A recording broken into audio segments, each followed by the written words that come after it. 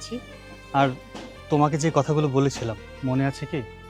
সবসময় পর্দার ভিতরে থাকতে, কখনো বাইরে যাবে না। যদি বিশেষ কোনো প্রয়োজন হয় আমাকে জানাবে, আমি তোমাকে সাথে করে নিয়ে যাব।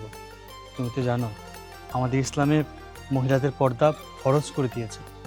কোনোভাবেই পরপুরুষকে শরীরের কোনো অঙ্গই দেখানো যাবে না, আর খুব সাবধানে থাকবে। তুমি জানো আমি এলাকার মসজিদের ইমাম।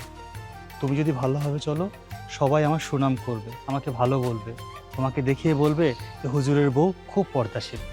আর তুমি তো উল্টাপাল্টা চলাফেরা করো, সবাই আমাকে কটু কথা বলবে, বাজে কথা বলবে। তুমি কি চাও তোমার জন্য মানুষ আমাকে খারাপ কিছু বলো? না না, আপনি আমাকে নিয়ে চিন্তা করবেন না। আমি সব সময় পর্দা নিয়েই চলাফেরা করি। আর তাছাড়া আমার মাথায় আছে আপনি মসজিদের ইমাম, আর একজন ইমামের বউয়ের যেভাবে চলাফেরা করা উচিত আমি সেভাবেই চলাফেরা করব। আপনি একদম চিন্তা করবেন না। হ্যাঁ, তোমার উপর আমার অনেক ভরসা আছে। কারণ তোমাকে দেখে কিন্তু এলাকার মহিলারা শিখবে, তুমি যেভাবে চলবে তারাও সেটা ফলো করবে। আচ্ছা, আমি মসজিদে যাচ্ছি, সাবধানে থেকো।